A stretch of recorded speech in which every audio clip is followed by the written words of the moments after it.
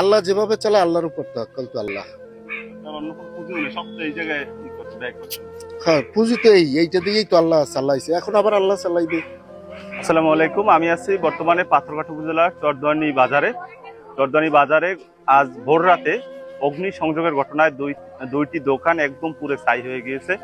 এখানে একটি দোকান ছিল কাঁচামালের এবং অন্য একটি দোকান মাছ মাংসের দোকান, এবং তারা যেমনটা ধারণা করতেছেন যে এটি বৈদ্যুতিক শর্ট সার্কিটের কারণে এই আগুন লেগেছে, এমনটাই ধারণা করতেছেন।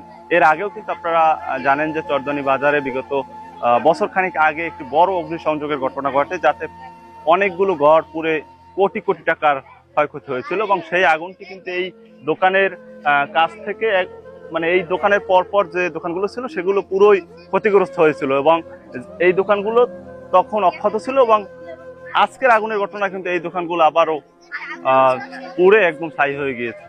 তো এখানে যারা দোকান মালিক ছিল তাদের কিন্তু লক্ষ লক্ষ টাকার ক্ষতির সম্মুখীন হতে হয়েছে, এবং তাদের একমাত্র আয়ের উৎসই ছিল কিন্তু এই দোকান দুইটি।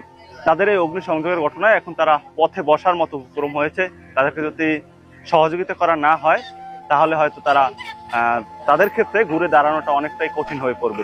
সেক্ষেত্রে তারা সরকারের কাছে আবেদন করেছেন যাতে তাদের কিছুটা হলেও ক্ষতিপূরণ দেওয়া হয়।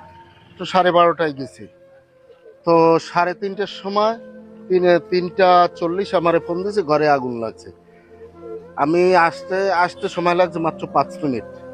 তো আইসে দেখি যে একদম সব পুড়িয়ে গেছে। ফ্রিজের ভিতরে ওই যে ফ্রিজের কন্ডিশন, 2টা ফ্রিজ, ড্রেসিং মেশিন, মোটর সবকিছু পুড়িয়ে গেছে। আনুমানিক মাল সামানা নিয়ে প্রায় 6 লক্ষ টাকার মতো মালামাল গেছে। আমার খাসি ছিল 100 কেজি, মাছ ছিল, এই ডিপ সব বোঝাই ছিল, 2টা ডিপ বোঝাই ছিল।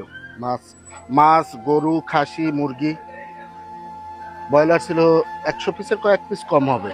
এই ঘরে ব্রয়লার ছিল বোঝাই। আচ্ছা, লাগবে কয়টা?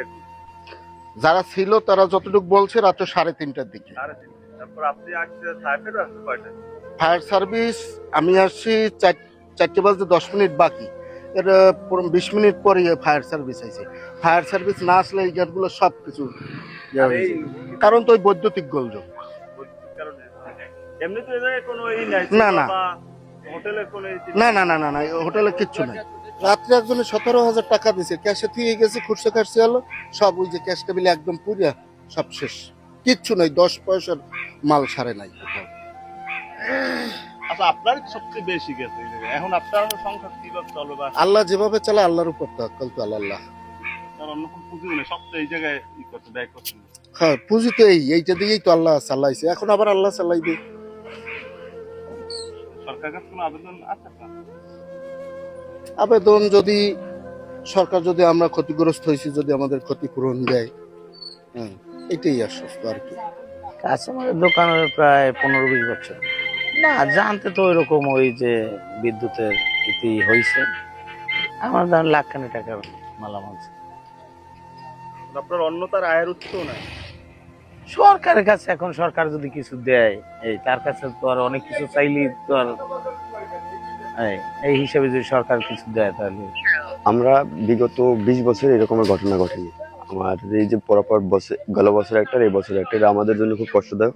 আমরা গতকাল রাত্রে বাজার থেকে 1টার পরে আমরা গিয়েছি। হঠাৎ মধ্যরাতে শেষ দিকে আর কি, রাতের শেষ ভাগে হঠাৎ খবর পাই যে বাজারের আগুন লেগেছে। তাৎক্ষণিকভাবে আমাদের 2টো টিম এখানে এসেছিল। তারা এগুলো পর্যবেক্ষণ করেছে যে আমরা একটি মুহূর্তের মধ্যেই তাদের যে সম্বলটুকু ছিল সেগুলো নিঃস্ব হয়ে গেছে। আমি এবং আমার দল এ বিষয়ে আমরা সার্বক্ষণিক তত্ত্বাবধান করতেছি, এবং আমরা তাদের পাশে দাঁড়ানোর জন্য যে আশ্বস্ত করতেছি আমরা আপনাদের পাশে আছি। কারণ বিগত যে প্রায় 10-15টা ঘর পড়ে গেছিল তাদের এখন পর্যন্ত পুনর্বাসন হয়নি। এর ভিতরেই আবার কয়েকজন ব্যবসায়ীর তাদের সকল মূলধন হারিয়ে এখন প্রায় নিঃস্ব। এই ঘর দুইটা আমি শুনেছি রাত 3:30টার সময় যে আগুন লাগছে। তো একটা ছিল ক্যাটারিং এর আর একটা হলো কাঁচামালের। তো এমনভাবে আগুন লাগছে চারপাশ থেকে যে অবস্থা দেখা গেছে, আমার মনে হয় যে টোটাল বাজারে আগুন লাগছে।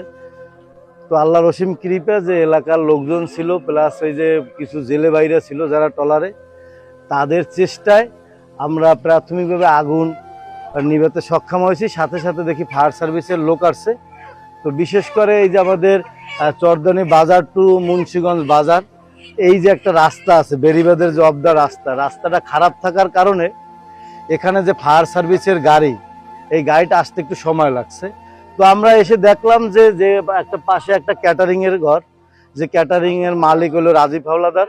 তো রাজীব হাওলাদারের ঘরে তিনটা ডিপ ফ্রিজ ছিল। ডিপ ফ্রিজের ভিতরে 150 কেজির মতো খাসির গোশত ছিল, 4 মণের মতো গরুর গোশত ছিল, এরপরে 40 কেজি রুই মাছ ছিল, যেটা সে বাজারজাতকরণ করে এবং বিভিন্ন অনুষ্ঠানে অর্ডার নেয়, এবং সাথে 90টা পোলট্রি মোরগ আমি গতকাল রাত্রে নিজে স্বচক্ষে দেখেছি। মোটামুটি কাজে দেখা গেল যে এই যে ক্যাটারিং এর ঘর রাজীব হাওলাদার, তার 6 থেকে 7 লক্ষ টাকার তার মানে ক্ষতিপূরণ হয়েছে।